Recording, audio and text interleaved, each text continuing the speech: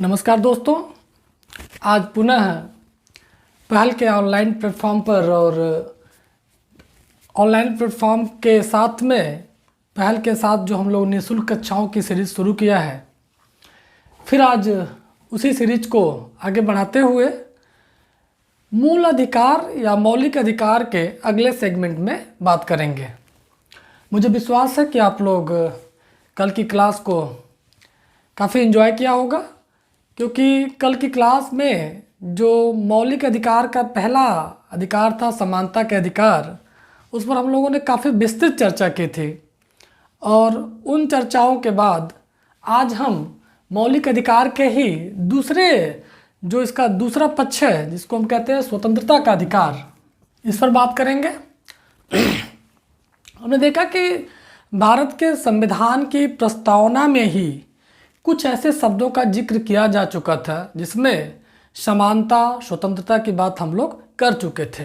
वो आप देखिए कि स्वतंत्रता का अधिकार का जो अनुच्छेद है वो हमारे यहाँ अनुच्छेद 19 से 22 तक का अनुच्छेद है, अर्थात कि 19, 20, 21 और 22 कुल मिला के 4 अनुच्छेद हैं जो स्वतंत्रता को पूरी तरह मौलिक अधिकारों में समाहित करते हैं।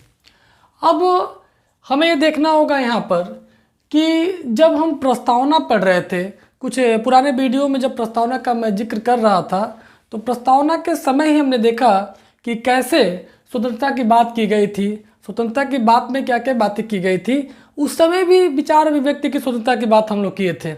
उस समय कहीं गरिमापूर्ण जीवन व्यतीत करने का, कहीं रहने का, कहीं भी पूरे भारत में संचरण करने का, इन सभी बातों पर, इन सभी शब्दों की चर्चा प्रस्तावना के अध्याय में हम लोग कर चुके हैं।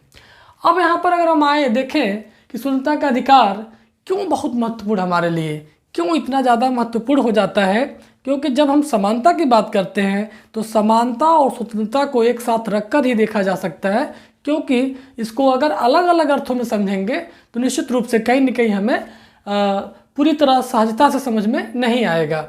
तो हमने स्वतंत्रता, समानता पढ़ा है अभी तक। अब हम सीधे आते हैं स्वतंत्रता के अधिकार पर कि स्वतंत्रता के अधिकार में संविधान के मौलिक अधिकार के उपबंधों में क्या क्या चीज़ें दी गई हैं। इन सब बातों की हम लोग आज चर्चा करेंगे। अब आइए, अब देखिए, मैंने अनुच्छेद 19 की बात किया, तो अनुच्छेद 19 1 और 1 का जो ए वाला पार्ट है, ए, इसमें क्या बात कही गई है या किस तरह की स्वतंत्रता की बात कही गई है।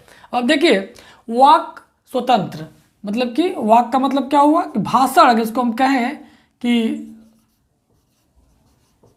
वाक स्वतंत्रता या अभिव्यक्ति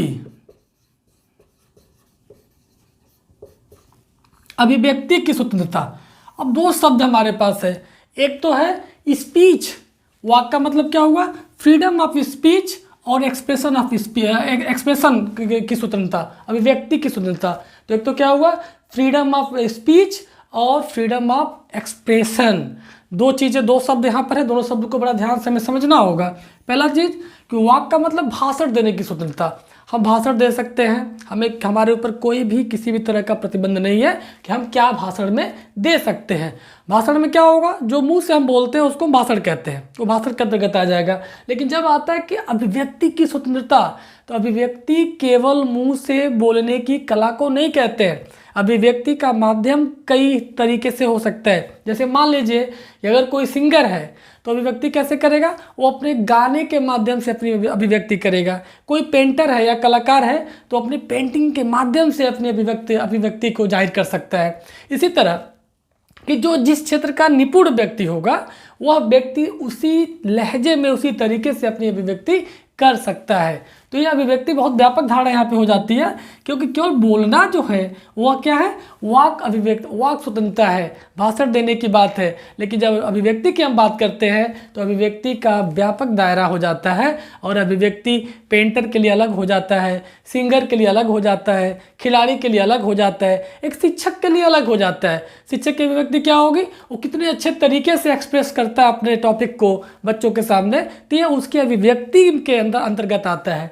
तो ये हो गया पहला। 1901 में जो ये वाला पार्ट था हमारा था वो क्या है कि भाषण की स्वतंत्रता और एक्सप्रेशन की स्वतंत्रता दोनों प्रदान करता है। अब इस पर अभी मैं सिर्फ 2 सेगमेंट में बात करूंगा। पहले मैं सारी स्वतंत्रताओं की बात कर लेता हूं, फिर इन स्वतंत्रताओं पर कितने प्रतिबंध लगाए गए हैं संविधान के माध्यम से, या ऐसे कौन से उपबंध हैं जो इन स्वतंत्रताओं को खारिज करता है, स्वतंत्रताओं को लिमिटेशन में रखता है या स्वतंत्रताओं को सीमित करता है। इसकी बात हम थोड़ा सा अलग कुछ देर बात करते हैं। फिलहाल अभी हम सारे स्वतंत्रताओं की चर्चा कर लेते हैं। अब आइए देखिए, अगर हम अभिव्यक्ति को थोड़ा और व्यापक स्तर में देखें तो हम देखेंगे कि 2005 में एक जब सूचना का अधिकार का अधिनियम संसद ने पास किया और सभी व्यक्तियों को सूचना का राइट टू इन्फॉर्मेशन का अधिकार मिला, कि यह चूँकि राइट टू इन्फॉर्मेशन भारत के मौलिक अधिकारों में नहीं है,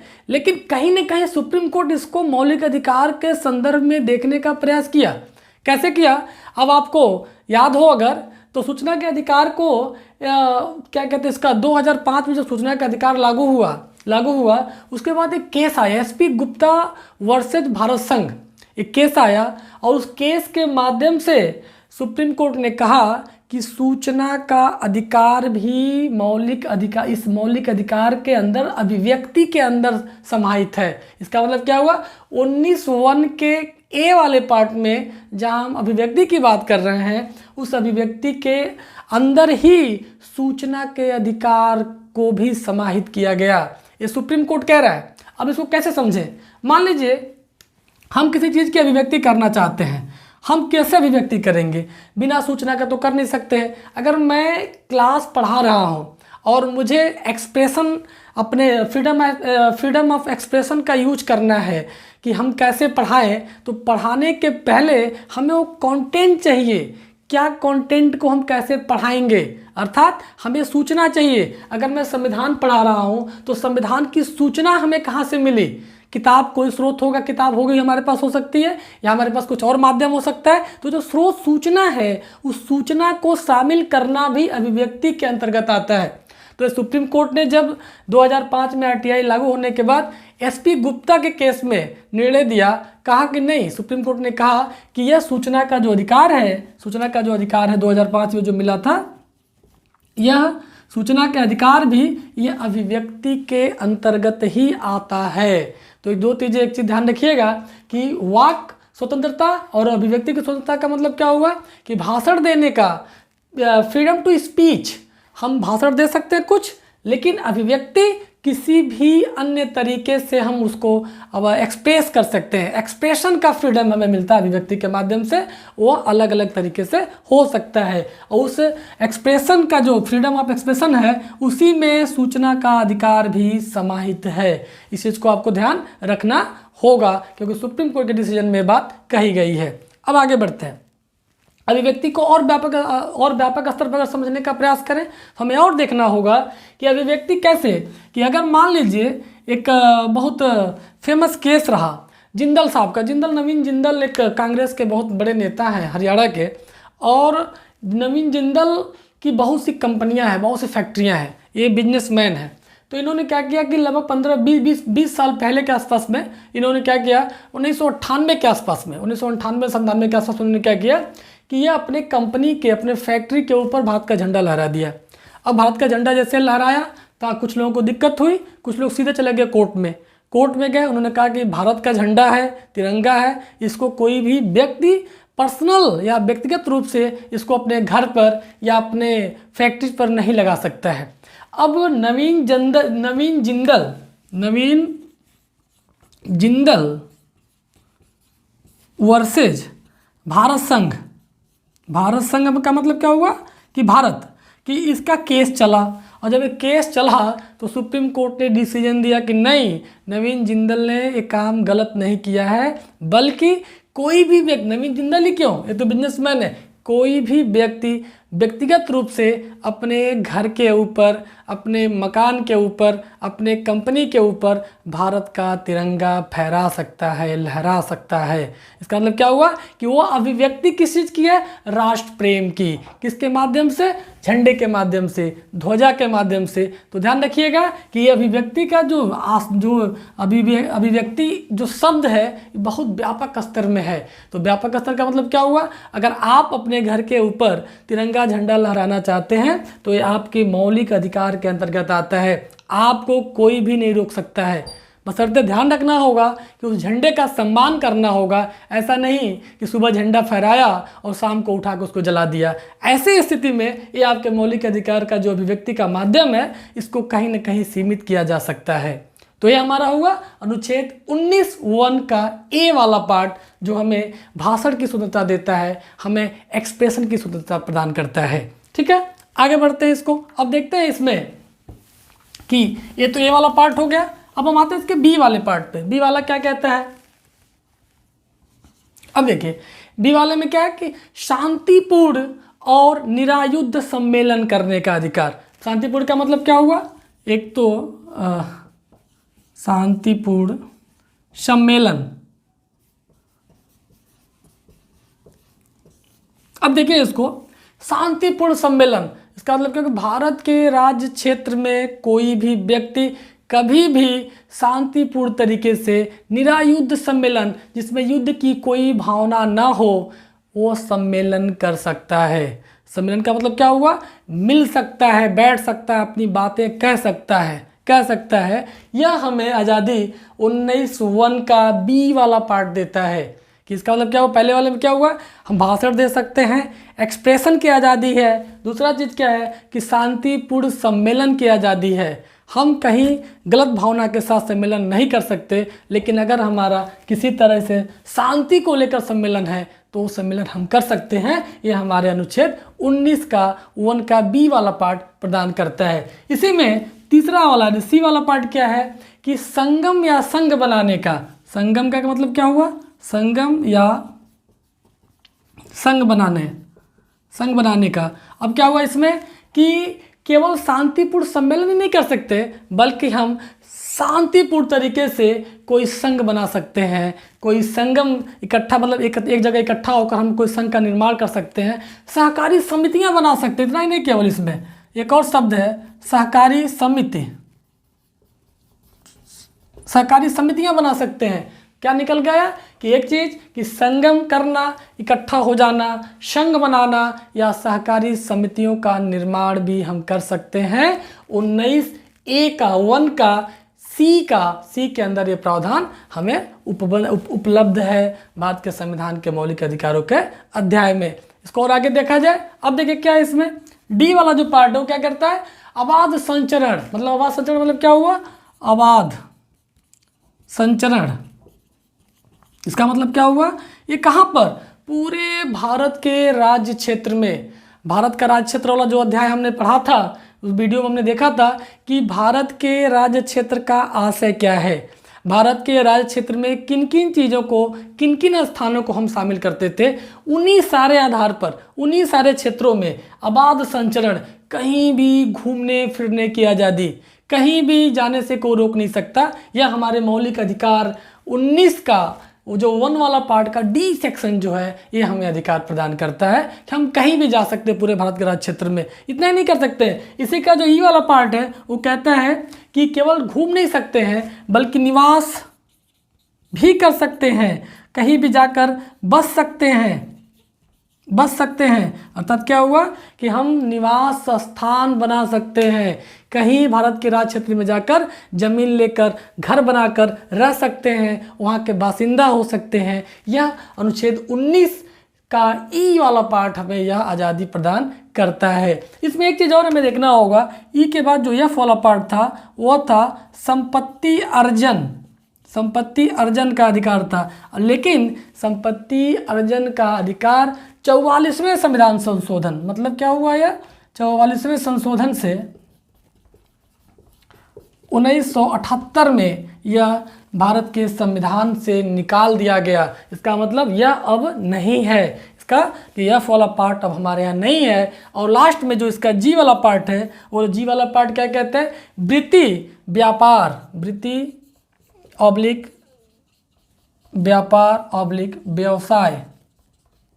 अब आप देखिए, हमने देखा शुरुआत से देखा कि ये वाले पार्ट में क्या था, ये वाले में क्या था? भाषण और अभिव्यक्ति। मतलब क्या हुआ कि हम भाषण देने की आज़ादी थी और एक्सप्रेशन की आज़ादी थी, हम किन किन माध्यम से एक्सप्रेशन कर सकते हैं। दूसरा था हमारा शांतिपूर्ण सम्मेलन कर सकते हैं पूरे भारतवर्ष में, कोई समस्या नहीं है। तीसरा था संगम या संघ बनाने की अधिकार हमें मिला हुआ है। पूरे भारत के राज्य क्षेत्र में अबाध संचरण करने का अधिकार हमें मिला हुआ है मौलिक अधिकार में। पूरे भारत में निवास स्थान बना सकते हैं, कहीं भी जाकर हम बस सकते हैं, रह सकते हैं, ये भी अधिकार हमें प्राप्त है। यह वाला पोर्शन संपत्ति अर्जन के अधिकार जो है इसको समाप्त कर दिया गया था 44वें संविधान संशोधन में। और लास्ट का जो हिस्सा है वृत्ति व्यापार और व्यवसाय, पूरे भारत के राज्य क्षेत्र में हम अपने मनपसंद का व्यापार चुन सकते हैं, मनपसंद का व्यापार कर सकते हैं। अर्थात कि हमें व्यापार और व्यवसाय चुनने में किसी प्रकार का कोई दबाव नहीं लेना है, बल्कि अपने मन से जो स्वेच्छा से हमें लगेगा वो हम व्यापार कर सकते हैं या चुन सकते हैं। व्यापार वाले मामला में भी मैं इसको जब इसका किन किन बातों पर प्रतिबंध लगता है उन सब चीज़ों का भी इसका एक अनुच्छेद 19 का जो स्वतंत्रता वाला पोर्शन है जो हमें मिला हुआ है, वो सब ये सारी बातें बताती हैं हमें कि हम भाषण, अभिव्यक्ति, शांतिपूर्ण सम्मेलन, संगम या संघ बना सकते हैं, आवाज़ संचरण कर सकते हैं, कहीं निवास स्थान या बस सकते हैं। उसके बाद में वृत्ति, व्यवसाय या व्यापार चुनने का हमें पूरा अधिकार प्राप्त होता है अनुच्छेद 19 के अंतर्गत। अब ऐसा नहीं है कि केवल एक कभी कभी प्रश्न आ सकता है कि क्या अनुच्छेद 19 आत्यांतिक है या एब्सोल्यूट है? आत्यांतिक का मतलब क्या हुआ? क्या इसके ऊपर कोई सीमा नहीं है? तो ध्यान रखिएगा, कभी भी ऐसा मत कहिएगा, क्योंकि भारत के संविधान में जब जब मूल अधिकार, जिन मूल अधिकारों का जिक्र किया गया है, उन मूल अधिकारों के साथ में स्वतंत्रताएं देने के साथ में ही कुछ न कुछ उनके साथ निर्बंधन भी लगाया गया है, युक्त निर्बंधन लगाया गया है कि किन किन परिस्थितियों में आपके मौलिक अधिकार को सीमित किया जा सकता है, किन किन परिस्थितियों में आपके मौलिक अधिकार को कम किया जा सकता है, किन किन परिस्थितियों में आपके मौलिक अधिकार को निलंबन किया जा सकता है। तो इन सब बातों को हमें ध्यान रखना होगा। इसका मतलब हुआ कि अनुच्छेद 19 एब्सोल्यूट नहीं है या आत्यांतिक नहीं है, यह सीमाओं से बंधा हुआ है, या सारा मौलिक अधिकार हमारी कहीं न कहीं सीमाओं से बंधे हुए हैं। अब देखिए कैसे बंधे हुए हैं इसमें, उसके दूसरे वाले पार्ट में हम चर्चा करते हैं। अभी हम देख रहे थे इसमें कि भाषण और अभिव्यक्ति की जब हम बात कर रहे थे, इस पर क्या प्रतिबंध लगा हुआ है। यही अनुच्छेद 19(1) एक क्या कहता है, हमें भाषण अभिव्यक्ति की आज़ादी है। यही 19 तुरंत 2 क्या कहता है कि भाषण और अभिव्यक्ति की आज़ादी पर भी सीमाएं हैं। सीमाओं का आधार क्या होगा? कहता है कि एकता और अखंडता। मतलब क्या होगा यहाँ पर? एकता और अखंडता, एकता और अखंडता। और एकता और अखंडता जो शब्द है, इसको समझ लें। एकता और अखंडता जो शब्द है, जो रोकने की बात है इसमें, यह 16वें संविधान संशोधन में, 16वें संशोधन में या 16वें संशोधन में 1963 में जोड़ा गया। इसके पहले यह प्रावधान नहीं था। तो क्या निकल कर आया कि अगर भारत की एकता और अखंडता, विदेशी राज्यों से संबंध, लोक व्यवस्था, शिष्टाचार या न्यायालय की अवमानना जैसी या अपराधों में अचानक वृद्धि होने लगे इस स्वतंत्रता से, तो निश्चित रूप से इसकी एक सीमा है। इस परिस्थितियों में इस भाषण और अभिव्यक्ति की स्वतंत्रता पर को सीमित किया जा सकता है, इसको प्रतिबंधित किया जा सकता है। तो ध्यान रखिएगा, एक बार हम क्या कह रहे हैं कि भाषण और अभिव्यक्ति की स्वतंत्रता हमें प्राप्त है।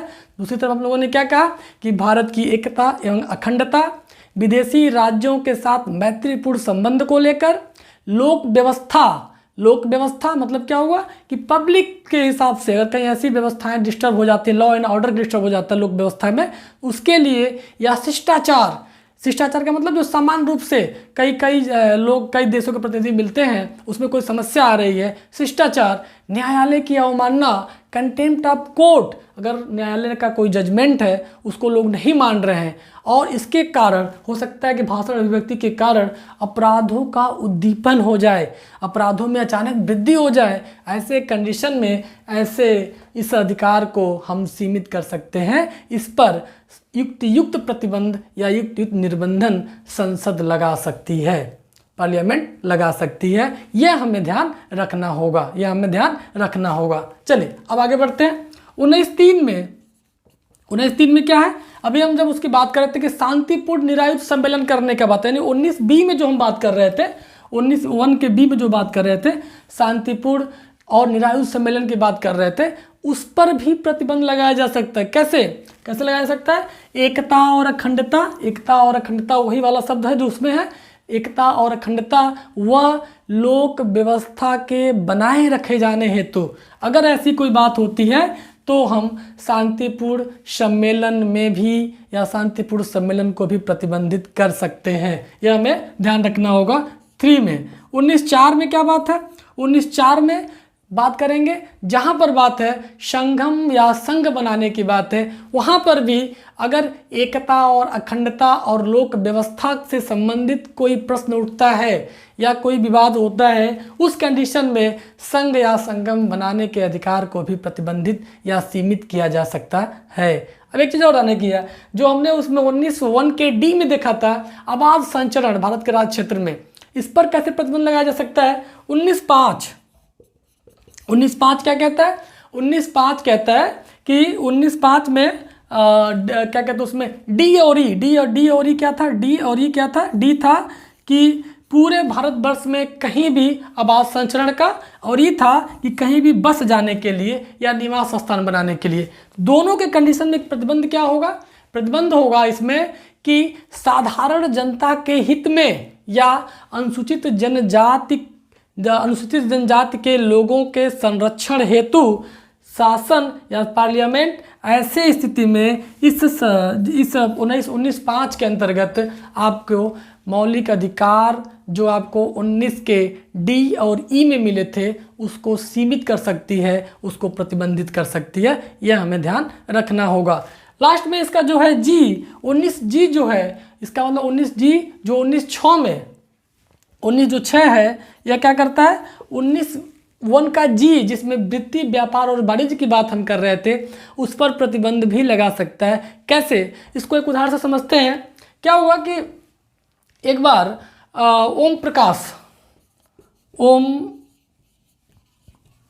Om Prakash versus UP government एक केस हुआ। केस कब हुआ? यह 2004 में एक केस हुआ, और एक केस था कि ओम प्रकाश जो ये ऋषिकेश थे, जो उत्तराखंड में ऋषिकेश जगह है, बड़ा धार्मिक और पवित्र नगरी मानी जाती है, तो यहाँ पर ये ओम प्रकाश जैसे व्यक्ति है, ये अंडे का व्यवसाय था, अंडा बेच रहा था। वहाँ की सरकार ने क्या किया, इस अंडे के व्यापार को उसने रोक लगा दिया। उसने तर्क दिया कि नहीं, ये धार्मिक नगरी है और अंडा जो है इस धर्म के खिलाफ है, इसलिए अंडा का व्यापार नहीं कर सकते आप। लेकिन जब ये ओम प्रकाश वर्सेस उत्तर प्रदेश गवर्नमेंट का जो केस चला, तो 2004 में डिसीजन आया इसका, तो सुप्रीम कोर्ट ने डिसीजन में दिया, कहा कि नहीं, ऐसा नहीं है, ये प्रतिबंध जायज़ है। जायज़ किस लिए है? उसने कहा कि ऋषिकेश का जो क्षेत्र है वो धार्मिक रूप से सांस्कृतिक रूप से एक अलग क्षेत्र है। ऋषिकेश के अंदर जो धार्मिक और सांस्कृतिक धरोहर है उसके संरक्षण हेतु ये जरूरी है कि वहाँ पर अंडे का व्यापार न किया जाए। इसलिए यह जो अंडे का व्यापार थे, जो हम अभी पढ़ रहे थे कि व्यापार, वृत्ति, वाणिज्य के संबंधित सारी स्वतंत्रता प्राप्त है, तो इसका मतलब उस पर भी प्रतिबंध लगाया जा सकता है। तो ये युक्त निर्बंधन है। क्या है कि ये सुप्रीम कोर्ट ने कहा कि नहीं, ऋषिकेश में अंडा बेचना जरूरी नहीं है, बिना अंडे के भी काम चल सकता है। तो इसलिए ध्यान रखिएगा कि Om Prakash versus UP government में व्यापार, वृत्ति से लेकर संबंधित भी इस पर प्रतिबंध लगाए जा चुके हैं और लगाए जा सकते हैं। कुछ दिन पहले आपने देखा होगा जब ये अनुच्छेद हम पढ़ रहे थे 19 को, तो हमने देखा होगा कि कुछ दिन पहले क्या था कि जम्मू कश्मीर में कोई व्यक्ति ज़मीन नहीं ले सकता था, वहाँ पर व्यापार नहीं कर सकता था, वहाँ पर बसने की आज़ादी नहीं थी। आबाद संचरण की तो आज़ादी थी, एज ए टूरिस्ट जाते थे हम लोग, घूम के चले आते थे, लेकिन वहाँ बसने की, वहाँ पर ज़मीन खरीदने की, वहाँ पर व्यापार परमानेंट करने की आज़ादी नहीं थी। लेकिन जब से 370 हटाया गया, तब से जम्मू कश्मीर में भी यह रास्ता खुल गया है कि आप चाहें तो वहाँ भी जाकर आप निवास स्थान बना सकते हैं, अपनी ज़मीन जायदाद संपत्ति का अर्जन कर सकते हैं। लेकिन संपत्ति का अर्जन उस सेंस में नहीं कर सकते कि मौलिक अधिकार के रूप में, क्योंकि ध्यान रखिएगा कि जो इसका क्या कहते हैं, इसका जो एफ वाला पोर्शन था वह 44वें संविधान संशोधन से हटा दिया गया है। तो संपत्ति के अर्जन का अधिकार तो नहीं है, लेकिन उसके अलावा जो है कि आप सारे मौलिक अधिकार आपको प्राप्त हैं। 19 बहुत ही व्यापक है। एक प्रश्न और इसमें बड़ा इंपॉर्टेंट बनता है। कई बार प्रश्न आता है कि आप सोचते होंगे कि एक मीडिया है, मीडिया मतलब समझ रहे हैं आप कि क्या मीडिया को जो अधिकार मिला हुआ है इसको कहाँ से, किस मौलिक अधिकार या संविधान के किस अनुच्छेद के अंतर्गत मिला हुआ है मीडिया के अधिकार को। अगर मीडिया के प्रश्न अगर उठाया जाए कि जो प्रिंट मीडिया है, सोशल मीडिया है या विजुअल मीडिया है, इन मीडिया को क्या अधिकार, कहाँ से प्राप्त है इन अधिकार को कि ये लोग अपने आप को अलग स्तंभ बना के रखे हुए हैं। तो हमें ध्यान रखना होगा कि 19 अ का जो पहला वाला हिस्सा था, 19(1) का जो ए वाला हिस्सा था, जिसमें हम भाषण और अभिव्यक्ति की बात कर रहे थे, अभिव्यक्ति तो बात कर रहे थे, ध्यान रखिए ये जो अभिव्यक्ति है, जो ये एक्सप्रेशन है, ये एक्सप्रेशन भी मीडिया का हिस्सा है। एक्सप्रेशन ही मीडिया का हिस्सा है कि मीडिया अपने इलेक्ट्रॉनिक माध्यम से एक्सप्रेस करती है अपनी बातों को। भाषण हम कर रहे थे, यहाँ जो हम भाषण कर रहे थे वो कैसा था, ये हम अपने वाक अभिव्यक्ति जो हम बोल रहे थे उसकी बात थी। लेकिन ये अभिव्यक्ति में क्या आ गया कि मीडिया इसी भाषण को प्रिंट मीडिया या विजुअल मीडिया या इलेक्ट्रॉनिक मीडिया या सोशल मीडिया के माध्यम से प्रदर्शित करती है। तो यह जो अभिव्यक्ति का जो दायरा है, यही दायरा मीडिया को मजबूत बनाता है। यही दायरा भारत के अंदर मीडिया को एक स्वतंत्र भूमिका में रखता है। यही दायरा भारत के अंदर मीडिया को चौथे स्तंभ के रूप में देखता है। तो हमें ध्यान रखना होगा कि मीडिया के लिए भारत के संविधान में कोई अलग से अनुच्छेदों का जिक्र नहीं है, बल्कि 19(1) का ए वाले सेक्शन में जो अभिव्यक्ति है, फ्रीडम ऑफ एक्सप्रेशन की जो बात करता है, यहीं से मीडिया को पावर मिलता है, यहीं से मीडिया शक्तिशाली होती है, यहीं से मीडिया अधिकार प्राप्त करती है। तो ध्यान रखिएगा कि मीडिया और व्यक्ति में कोई अंतर नहीं है, क्योंकि दोनों को अनुच्छेद 19(1) का ए वाला पार्ट सेम आज़ादी देता है, सेम स्वतंत्रता प्रदान करता है। ठीक है, आगे बढ़ते हैं इसको लेकर। अब इसमें अगर हम और आगे बढ़ें तो हम सीधे आते हैं कि अनुच्छेद 20 की बात करते हैं। 20 क्या करता है, अनुच्छेद 20 की बात करते हैं। अब अनुच्छेद 20 में जो है,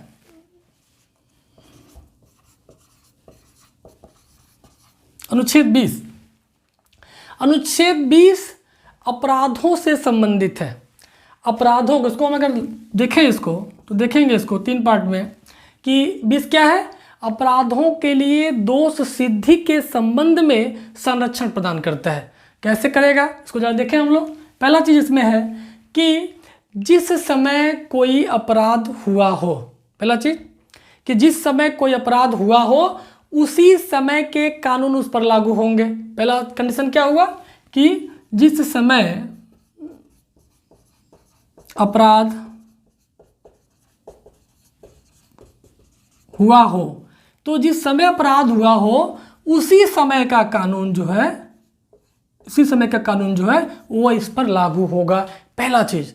अभी मैं इसको और क्लियर करता हूं। दूसरा चीज यह कि एक अपराध की सजा एक बार ही मिल सकती है। दोबारा एक अपराध के लिए हम बार बार एक व्यक्ति को दोषी नहीं बना सकते। अभी मैं इसको और क्लियर करूंगा। तीसरा चीज क्या है कि इसमें खुद के खिलाफ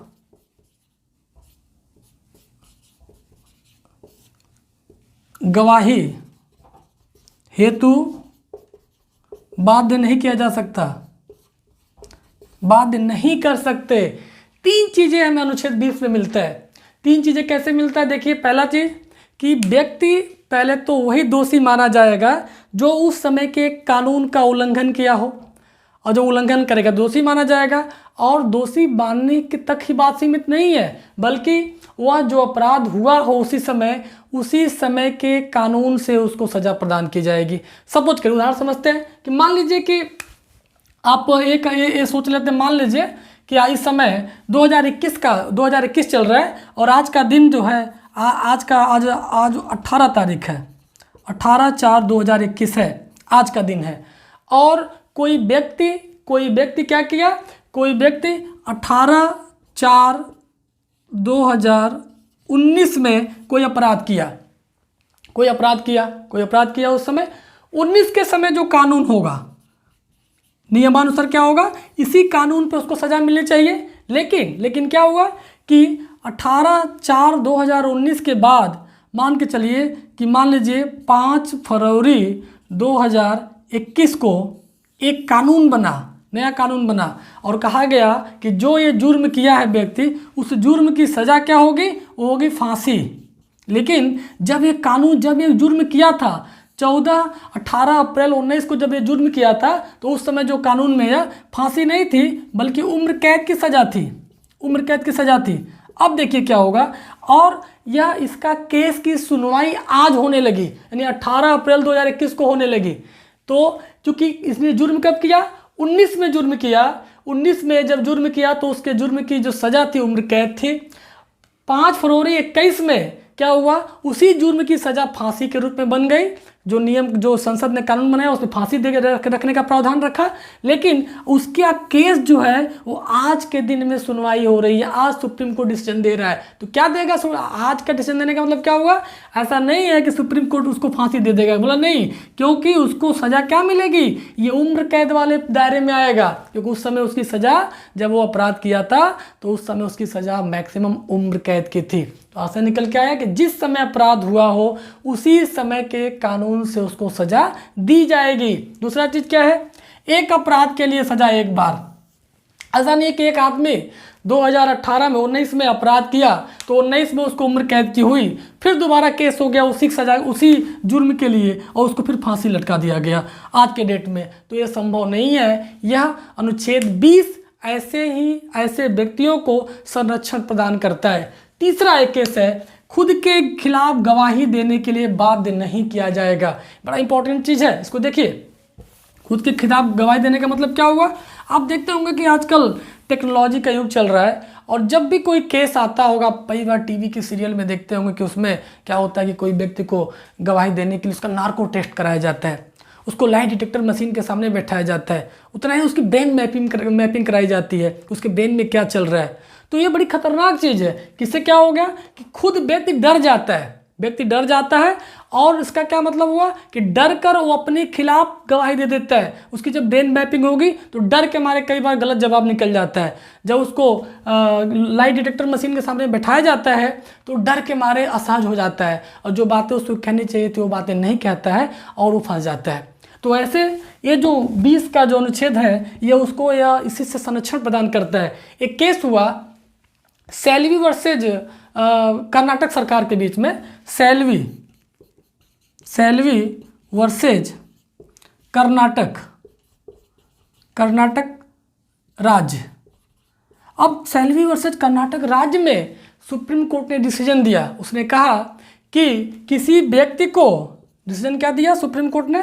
कहा कि किसी व्यक्ति को नार्को टेस्ट, ब्रेन मैपिंग और लाई डिटेक्टर मशीन का यूज करने के लिए किसी व्यक्ति पर सुप्रीम कोर्ट ने रोक लगा दिया। बड़ी समस्या हुआ। अब पुलिस वाले परेशान कि भैया कैसे हम आज उस किसी व्यक्ति के साथ गवाही अगर हम ले रहे हैं तो उसकी सच्चाई कैसे हम लेके आए। तो उन्होंने कहा, सुप्रीम कोर्ट ने जब बैन लगाया तो उसने एक कंडीशन रखा, बोला नहीं, यह उन लोगों के लिए नहीं होगा। कैसे होगा? यह उन लोगों के लिए नहीं होगा कि जो राष्ट्रीय एकता और अखंडता के संबंधित कोई गुनाह किए हो, या उन व्यक्तियों के लिए लागू नहीं होगा कि जो किसी विदेशी राज्य या शत्रु देशों के नागरिक के रूप में हो। अर्थात कि यह सभी सामान्य व्यक्तियों के लिए खुद के खिलाफ गवाही हेतु बाध्य नहीं करने के लिए सुप्रीम कोर्ट ने इनको narco test, brain mapping, light detector machine के सामने से बचने के लिए डिसीजन दिया। लेकिन कहा कि ऐसा नहीं है, अगर ऐसा हो गया तो फिर गड़बड़ हो जाएगा मामला। तो इसलिए इन्होंने कहा कि नहीं, आप उन व्यक्तियों के साथ ऐसा टेस्ट कर सकते हैं कि जो राष्ट्रद्रोह के केस में शत्रु देशों के साथ मिले हुए रूप में, ऐसे रूप में अगर कोई व्यक्ति का शामिल है तो ऐसे व्यक्तियों के ऊपर सारा केस या सारा मशीन का प्रयोग किया जा सकता है। ये हुआ। दूसरा चीज़ में एक उदाहरण आप समझिए, एक अपराध की एक सज़ा, बड़ा इंपॉर्टेंट है और इसको मन से समझेंगे तो आपको समझ में आएगा। आप वो राजीव गांधी जी का नाम सुने होंगे, और राजीव गांधी जी प्रधानमंत्री थे और 91 में इनकी हत्या कर दी गई। कब की गई? 21 मई को, 21 मई 1991 को इनको लिट्टे के आतंकवादियों के द्वारा इनको आत्मघाती बम से मार दिया गया। अब आप देखिए कि 21 मई 1991 में जब इनकी सज़ा, जब ये क्या कहते हैं, इनकी हत्या की गई, तुरंत केस हुआ। वो क्या हुआ? ट्रायल कोर्ट में केस चला। ट्रायल कोर्ट में केस चला और ट्रायल कोर्ट ने क्या किया? 1994 में फांसी की सज़ा सुनाई। कहा कि नहीं, इन व्यक्तियों को फांसी की सज़ा सुनाई। यहाँ तक ठीक है। अब जिनको फांसी की सज़ा मिली थी, यह 94 में ही, 1994 में क्या किया इन्होंने? High court, Madras high court में अपील कर दिया। अब मद्रास हाई कोर्ट ने देखा, इसको समझा, और समझने के बाद 1998 में मद्रास हाई कोर्ट ने क्या किया? इसी फांसी की सज़ा को बरकरार रखा। बोला नहीं, इनको फांसी मिलना ही चाहिए, यानी कि जो फांसी दिया था इसको इन्होंने कहा ओके, फांसी इनको मिलना ही चाहिए। बात यहीं तक नहीं बनी। 1998 में फिर इन्होंने क्या किया? ये जो इनको फांसी मिली थी, ये चले गए सिर्फ 1998 में सुप्रीम कोर्ट चले गए, और सुप्रीम कोर्ट ने 2004 में डिसीजन दिया, और फिर इसने भी कहा कि इनको फांसी ही मिलनी चाहिए। अब आप देखिए कि 21 मई 1991 का केस है, 94 में फांसी मिला, 98 में हाई कोर्ट ने फांसी की सज़ा को बरकरार रखा, 2004 में सुप्रीम कोर्ट ने फांसी की सज़ा को बरकरार रखा। अब बात यहीं तक नहीं बनी। आप चूंकि जानते हैं कि राष्ट्रपति का जब अध्याय आएगा तो मैं पूरा विस्तृत पढ़ाऊंगा इसको, कि राष्ट्रपति के पास एक शक्ति है, एक पावर है, एक वीटो टाइप यूज करता है। उसके अधिकार में है कि किसी व्यक्ति को क्षमा दान दे सकता है, किसी व्यक्ति के मृत्युदंड को कम कर सकता है, निलंबन कर सकता है, उसका नेचर बदल सकता है। ये सारे अधिकार राष्ट्रपति के पास है। तो राष्ट्रपति के पास उसको मर्सी पिटीशन कहा जाता है, तो एक दया याचिका। तो इन्होंने फिर क्या 2004 में क्या किया इन लोगों ने, इनके वकील ने, कि राष्ट्रपति के पास इन्होंने क्या किया? मर्सी पिटीशन दायर किया। और राष्ट्रपति महोदय क्या किया इन्होंने कि 2011 में डिसीजन क्या दिया? इन्होंने कहा कि फांसी ही उपयुक्त है। अब क्या हुआ? अब असली मजा देखिएगा इसमें क्या हुआ कि जब 2011 में राष्ट्रपति ने कहा कि नहीं, फांसी ही उचित है, इनको फांसी मिलना चाहिए, तब क्या किया? किसके वकील ने क्या किया? फिर मद्रास हाई कोर्ट में इन्होंने अपील किया। किसके खिलाफ? ये राष्ट्रपति के डिसीजन के खिलाफ। कहा कि यह 4 में हमें 4 और 7 के बीच में हमें या एक ही सज़ा के लिए 2 बार हमें सज़ा मिल रही है, एक ही गुनाह के लिए 2 बार सज़ा मिल रही है। इसलिए जब हाई कोर्ट में अपील किया तो हाई कोर्ट ने क्या किया? राष्ट्रपति के इस आदेश के बाद, राष्ट्रपति के जो सज़ा फांसी को जो उन्होंने नियत माना था, उसके बाद हाई कोर्ट ने फांसी पर रोक लगा दिया। अब सोचिए कैसे। अब आपके मन में प्रश्न बन रहा होगा कि भैया इसमें क्या दिक्कत हो गया? अगर कोई फांसी की सज़ा प्राप्त है, राष्ट्रपति महोदय ने इतना टाइम, समस्या क्या थी कि राष्ट्रपति 7 साल का समय क्यों लिए? ये 7 वर्ष का जो समय था, इनके वकील ने कहा कि भैया हमें तो फांसी 94 में मिल गई थी, कोई दिक्कत नहीं, ठीक है। फिर हमें 98 में हाई कोर्ट से मिला। सुप्रीम कोर्ट ने 2004 में जब फांसी की सज़ा दी तो राष्ट्रपति 7 साल क्या इंतजार किए? राष्ट्रपति 7 साल क्यों समय लिए? तो राष्ट्रपति महोदय के उस जो समय लिया, उन्होंने कहा कि हम तो पहले मानसिक रूप से टॉर्चर थे, रोज रोज घुट घुट के मर रहे थे, हम इंतजार कर रहे थे हमारी मतलब मौत कैसे होगी, और राष्ट्रपति महोदय ने 7 साल में हमारी एक ही सज़ा की, दोबारा एक ही गुनाह की दोबारा सज़ा दिया। 7 साल में हम परेशान रहे कि हम बचेंगे कि मरेंगे, बचेंगे कि मरेंगे, बचेंगे कि मरेंगे। इस कंडीशन में ये हाई कोर्ट गए और इनके वकीलों ने कहा कि नहीं साहब ये तो गलत बात है, क्योंकि ये जब इनको फांसी 2004 में मिल जाना चाहिए था तो इनको 11 में 7 साल क्यों बैठे रहे। तो ये जो 7 साल का समय है, राष्ट्रपति के ने जो 7 साल का समय लिया, इसके बिहार पर हाई कोर्ट ने इनके फांसी पर रोक लगा दी। तो यह हुआ, एक अपराध के लिए एक ही सज़ा एक बार मिल सकती है, एक अपराध के लिए बार बार सज़ा नहीं मिल सकती है। तो इसका आपको ध्यान में रखना होगा, इस केस को, इस उदाहरण को आपको समझना होगा। चलिए आगे बढ़ते हैं। अनुच्छेद 20 के बाद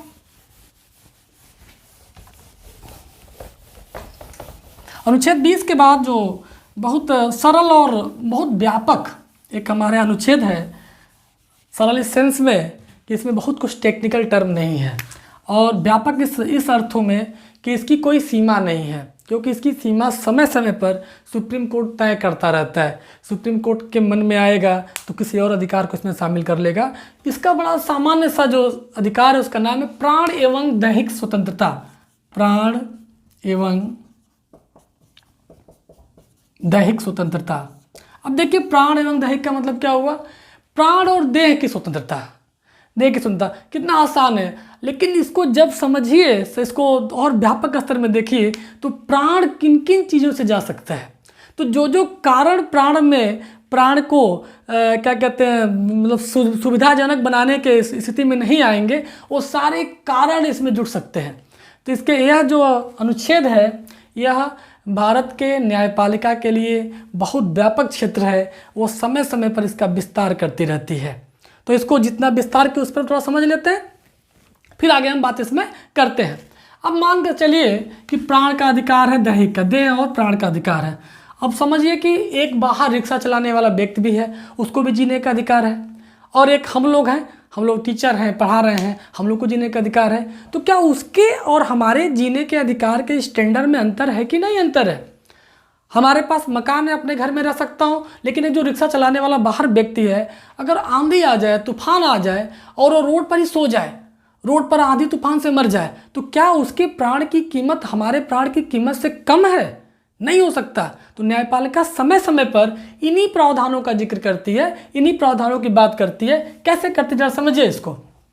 देखिए उन्होंने कहा कि जो जीने का अधिकार है, इसको हम दूसरे भाषा में कहें जीने का अधिकार, जीने का अधिकार। तो कहा कि जीने का अधिकार केवल सामान्य नहीं है, बल्कि गरिमापूर्ण जीने का अधिकार, कि मतलब व्यक्ति सम्मान के साथ जिए। या वैसे नहीं है कि रिक्शा वाला चला के रोड पे मर गया, ऐसा कुछ नहीं, मतलब कि उसकी भी जीने की एक गरिमा है, उसको गरिमापूर्ण या गरिमा रूपी, गरिमामयी एक माहौल, एक पर्यावरण देना सरकार का काम है, वो उसके मौलिक अधिकार में है। ये है। कैसे इसको देखिए। अब एक बार क्या हुआ, इतना ही नहीं हुआ, 1978 में एक केस हुआ मेनका गांधी का। अब आप देखिए, मेनका गांधी का नाम आपने सुना होगा। मेनका गांधी कांग्रेस के जो लोग मुखिया रहे उस समय, उसमें इंदिरा गांधी जी के 2 पुत्र थे, राजीव गांधी और संजय गांधी। संजय गांधी की पत्नी थी मेनका गांधी। मेनका गांधी 1978 में, 78 का दौर वही है जब 44वां संविधान संशोधन हो रहा था। मोरारजी देसाई साहब भारत के प्रधानमंत्री हुआ करते थे। उसमें मेनका गांधी विदेश जाना चाहती थी, और विदेश जाने के पहले 78 में ही ये जो सरकार थी इनका पासपोर्ट जब्त कर ली। अब जब पासपोर्ट जब्त कर ली तो मेनका गांधी विदेश नहीं जा पाई।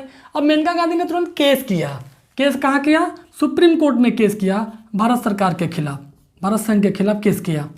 अब सुप्रीम कोर्ट ने क्या किया? सुप्रीम कोर्ट ने जब मेनका गांधी के पासपोर्ट जब्त वाली कहानी को गलत माना, बोला नहीं गलत बात है, आपको किसी व्यक्ति का पासपोर्ट नहीं जब्त करना चाहिए। क्यों? क्योंकि उन्होंने कहा कि मेनका गांधी की विदेश यात्रा जो है ये क्या है, ये उनके प्राण एवं दैहिक स्वतंत्रता के अंतर्गत आता है। इसका मतलब क्या हुआ कि अब देखिए 21 का विस्तार देखिए, विदेश यात्रा करना भी अनुच्छेद 21 के अंतर्गत आएगा। तो कभी विदेश यात्रा करना हो, किसी का पासपोर्ट जब्त कर ले सरकार, तो ध्यान रखिएगा, उसको कह दीजिएगा कि नहीं भैया जब्त मत करो, क्योंकि मेनका गांधी के केस में सुप्रीम कोर्ट ने ऑलरेडी डिसीजन दे रखा है कि किसी व्यक्ति को विदेश की यात्रा करने से वंचित नहीं किया जा सकता। तो ध्यान रखना होगा हमें। दूसरा चीज़, एक और केस बताता हूँ आपको। एक और केस था इसमें 2017 में पुट्टास्वामी। अब देखिए 2017 में पुट्टास्वामी वर्सेज भारत सरकार। अब देखिए इसमें क्या है, ये आप बहुत एक फेमस मामला था आधार कार्ड का। आधार कार्ड में एक बार हुआ कि आधार कार्ड जब जमा करते हैं तो उसकी डेटा है कंपनियां चुरा लेती हैं, उससे हमारा निजता का हनन होता है, हमारी प्राइवेसी खतरे में पड़ जाती है। तो पुट्टास्वामी केस जो था भारत संघ का, इसी में सुप्रीम कोर्ट ने डिसीजन दिया 2017 में। उन्होंने कहा कि जो आधार कार्ड का डेटा है वो कंपनियां चुरा नहीं सकती हैं, बल्कि क्या कर सकती हैं उसमें, क्योंकि वो व्यक्ति की अपनी प्राइवेसी है। वहीं से निकल कर आया था निजता का अधिकार। आप सुने होंगे इसको, निजता का अधिकार। तो जो निजता का अधिकार है यह सुप्रीम कोर्ट ने 2017 में मौलिक अधिकार 21 के अंतर्गत जोड़ा निजता के अधिकार को, और कहा कि पुट्टास्वामी केस में जो डिसीजन दिया उन्होंने कहा कि आधार कार्ड के डेटा को कंपनियां चुरा नहीं सकती या उसका पर्सनल प्रयोग नहीं कर सकती हैं, क्योंकि वो व्यक्तियों के प्राइवेसी का मामला है, वो व्यक्तियों के आत्मसम्मान का मामला है, इसलिए उसको निजता के अधिकार के अंतर्गत रखा गया। बड़ा फेमस हुआ था कुछ दिन पहले एक केस। अब आइए इसको और आगे बढ़ते हैं। अब देखिए कि इसी में क्या हुआ, 2002 में, इसी में सन 2002 में 86वां संविधान संशोधन किया गया। 86वां संविधान संशोधन किया गया, और इसमें क्या किया गया कि इसी में 21A जोड़ा गया। 21A जोड़ा गया, और 21A का मतलब क्या था कि यह 6 से 14 वर्ष के बच्चों को निःशुल्क शिक्षा का अधिकार मौलिक अधिकार में शामिल किया गया। प्राथमिक शिक्षा तक सारे बच्चों को शिक्षा प्राप्त करना आज के समय में मौलिक अधिकार है, जो पहले नहीं हुआ करता था। तो अब देखिए कैसे दायरा बढ़ रहा है इसका। अनुच्छेद 21 का एक लाइन में था प्राण एवं दैहिक का, लेकिन बाद में देखिए विदेश यात्रा करना, गरिमापूर्ण जीवन जीना और निजता का अधिकार, शिक्षा का अधिकार। साथ में एक और केस का नाम सुने कि MC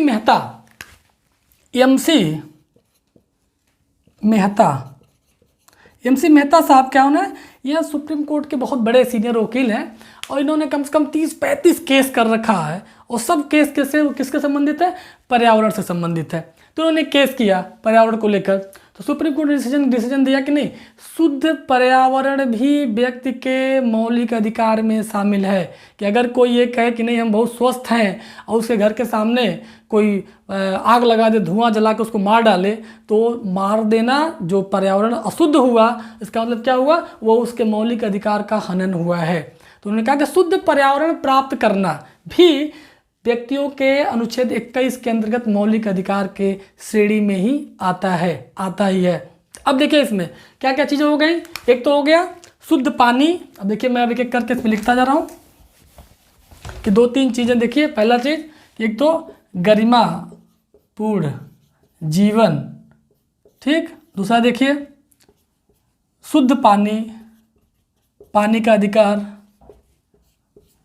आवास का अधिकार, पर्यावरण का अधिकार, यात्रा का अधिकार, और क्या बचा, शिक्षा का अधिकार।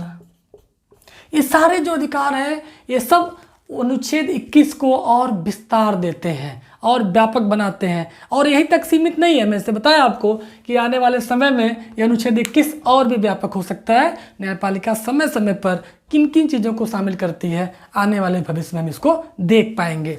एक सबसे इंपॉर्टेंट चीज़ और बच गया इसका, उसको मैं बात कर लेता हूँ। अब देखिए इसको कि प्राण एवं दैहिक अधिकार में क्या मरने का अधिकार शामिल है, ये एक प्रश्न बन सकता है। आपके दिमाग में एक जिज्ञासा हो सकती है कि सर प्राण दैहिक में क्यों नहीं, किसी के व्यक्ति मौलिक अधिकार में क्यों नहीं व्यक्ति को मरने का अधिकार भी दे दिया जाए। तो ध्यान रखिएगा कि 1996 में एक केस हुआ था। 1996 में एक केस हुआ था ज्ञान कौर, और ज्ञान कौर साहब जो थे वर्सेज पंजाब राज्य में था। ये क्या था, पंजाब राज्य के साथ केस था।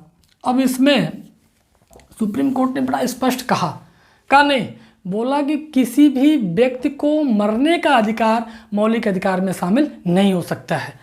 मतलब कि एकदम स्पष्ट कहा। इन्होंने कहा कि ज्ञान कौर साहब क्या हुआ, इन्होंने एक बीमार स्थिति को दिखाया इन्होंने और कहा कि साहब हमें मरने का अधिकार दे दिया जाए, बहुत दिक्कत में है। लेकिन कहा कि नहीं बिल्कुल नहीं, जीने का अधिकार विस्तार करने का आशय ये बिल्कुल नहीं है कि हम आपको मरने का अधिकार दे दें। तो सुप्रीम कोर्ट ने 1996 में क्या किया, इस मरने के अधिकार को पूरी तरह खारिज कर दिया। बोला नहीं, मरने का अधिकार हो ही नहीं सकता है किसी एंगल से, ये खारिज कर दिया। लेकिन एक और केस हुआ, एक महिला थी, उनका नाम आप लोग सुना होगा, उनका नाम था अरुणा शानबाग। अरुणा शानबाग जो महिला थी, यह एक नर्स थी और इन्हीं के किसी कलीग ने इनका बलात्कार कर लिया था। और अरुणा शानबाग बलात्कार करने के बाद ऐसा हुआ था कि कोमा में चली गई थी। लगभग 40 साल पहले की बात बता रहा हूँ। एक कोमा में चली गई थी और ये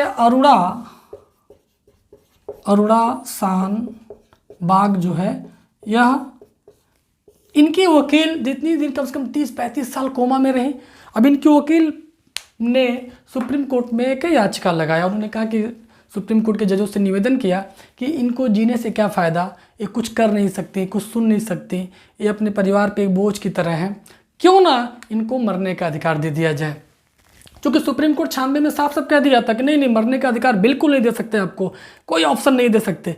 लेकिन 2011 में यही सुप्रीम कोर्ट अरुणा शानबाग वाले केस में 2011 में सुप्रीम कोर्ट थोड़ा सा लिबरल हुआ, बोला कि नहीं ऐसी स्थिति अगर होती है, कोई व्यक्ति जी कर परेशान है तो उसको भी मौत का अधिकार दे दिया जाना चाहिए। तो उन्होंने एक टिप्पणी किया उसमें, उन्होंने कहा कि असाध्य रोग, उन्होंने कहा शब्द लोग कहा कि अगर किसी व्यक्ति को असाध्य रोग है, ऐसा रोग जो कभी भी सही नहीं हो सकता, इस रोग में पेशेंट मरने के तरह रहता हो, तो उन्होंने कहा कि लेकिन ऐसे नहीं मानेगा। बोला नहीं, 4 ऐसे डॉक्टर हों जो उसके 4 जो डॉक्टर होंगे वो बिल्कुल उसके स्पेसिफिक डॉक्टर होंगे, उसके विशेषज्ञ डॉक्टर होंगे।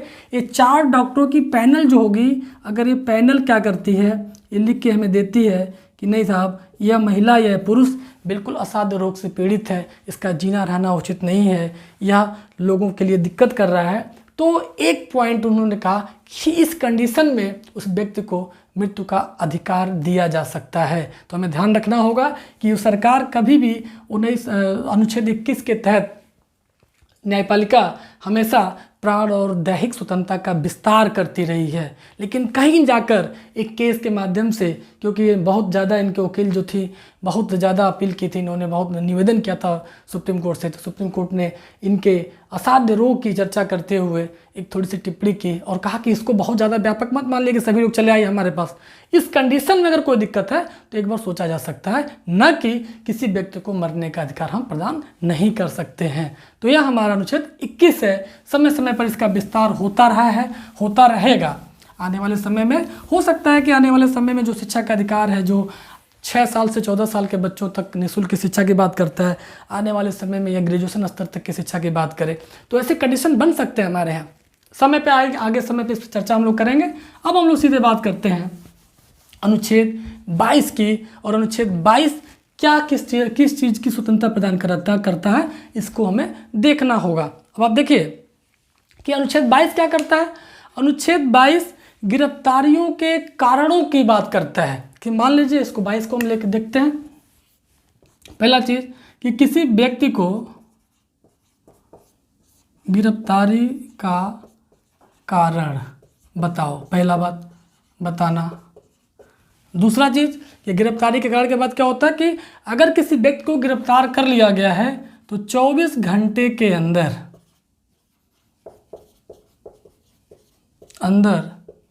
नज़दीकी मजिस्ट्रेट के सामने पेश करना। और तीसरा चीज़ है कि अगर किसी व्यक्ति को निरोधक कानून के अंतर्गत किया गया हो तो इसको सिर्फ छोड़कर, तो यह नियम नहीं काम करेगा। अगर किसी व्यक्ति को निरोधक कानून क्या होता है, जैसे आपने देखा होगा पोटा, टाडा, अभी चला राष्ट्रीय सुरक्षा अधिनियम जो है NSA, ऐसे किसी कानून में अगर किसी व्यक्ति को प्रतिबंधित किया गया है, ये उसको बंदी बनाया गया है, तो ऐसे व्यक्तियों के लिए यह दोनों नियम नहीं मान्य होंगे, नहीं फॉलो किए जाएंगे। लेकिन वैसे अगर कोई बात है, अगर किसी व्यक्ति को गिरफ्तार किया गया है तो सबसे पहले उसको ये बताना होगा कि आपको किस कारण से गिरफ्तार किया गया है, और सिर्फ बताना नहीं होगा बल्कि इस व्यक्ति के मनपसंद से वकील की सुविधा उपलब्ध करानी होगी कि अपने मनपसंद वकील से बात कर सके, अपने गिरफ्तार होने के कारणों की चर्चा कर सके। ध्यान रखना होगा हमें कि कोई व्यक्ति हमारे यहाँ अचानक गिरफ्तार हो जाता है तो उसको तुरंत कारण बताना पड़ेगा कि आपको क्यों गिरफ्तार किया गया है। उस व्यक्ति को अपने मनपसंद वकील के साथ परामर्श करने की छूट होगी कि अपने मनपसंद वकील के साथ बात कर पाए कि हमें क्यों गिरफ्तार किया गया है, उन कारणों की चर्चा हुआ कर पाए। दूसरा चीज़ अगर आप है कि अगर किसी व्यक्ति को गिरफ्तार कर लिया गया है तो 24 घंटे के अंदर, 24 घंटे का असर क्या हुआ कि इसमें लिखा हुआ संविधान में कि अगर किसी व्यक्ति की यात्रा वाले स्थान से लेकर, मतलब यात्रा के दौरान जो समय लगा है उस समय को छोड़कर मिनिमम समय जो है 24 घंटे के अंदर उस व्यक्ति को वहाँ पर एक नज़दीकी सक्षम मजिस्ट्रेट के सामने उपस्थित करना होगा। और अगर मजिस्ट्रेट के साथ सामने उपस्थित होने के बाद अगर मजिस्ट्रेट मानता है कि इस व्यक्ति को और बंधन में रखा जा सकता है, उसको बंदी बनाया जा सकता है, तो वह बंदी बनाया जाएगा और ना उसको तुरंत रिहा कर दिया जाएगा।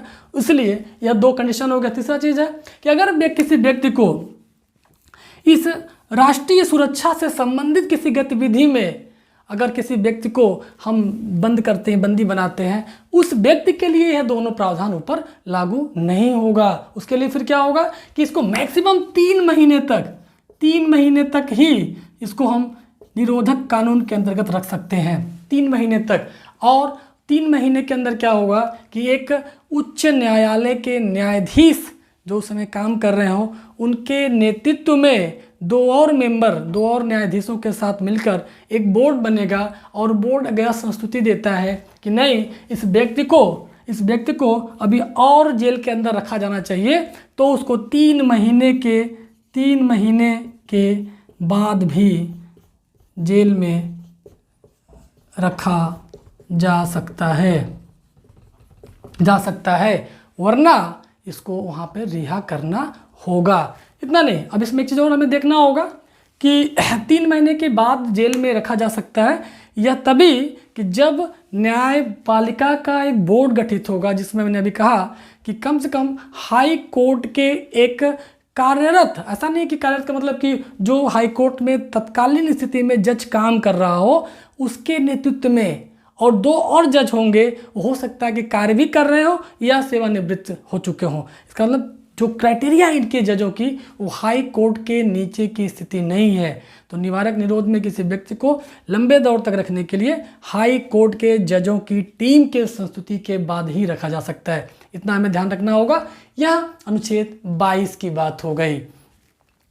अब इसके बाद हम जब बात करेंगे तो मौलिक अधिकार का जो तीसरा अधिकार है, इसमें शोषण के विरुद्ध अधिकार, धार्मिक अधिकार और उसके बाद फिर शिक्षा और संस्कृति का अधिकार। तो 2 और वीडियो बनाएंगे, 2 वीडियो में मौलिक अधिकार को समाप्त किया जाएगा। आज का जो स्वतंत्रता का अधिकार का जो टॉपिक है 4 अनुच्छेदों में पूरा बटा हुआ था। इससे जो प्रश्न बनेंगे, मैं सोच रहा था कि एक दिन की पूरी क्लास जो लास्ट वाला जो हमारा वीडियो बनेगा, पूरे मौलिक अधिकार से संबंधित जितने भी प्रश्न होंगे उन सारे प्रश्नों को एक साथ बैठ के हम लोग हल कर लेंगे। इसलिए अभी सिर्फ संकल्पना समझिए, संकल्पना तथ्यों के साथ समझिए, विश्लेषण करना सीखिए, ताकि कभी भविष्य में अगर आप मेंस के स्तर की तैयारी कर रहे हैं तो आप विश्लेषण के माध्यम से, इन वादों के माध्यम से उसको लिंक करना जानते हो, तो उससे आप बेहतर उत्तर लिख सकते हैं। चलिए, आज की क्लास में बस इतना ही। आप सभी को बहुत बहुत धन्यवाद। अब नेक्स्ट क्लास में मिलते हैं, पहले के दूसरे क्लास में।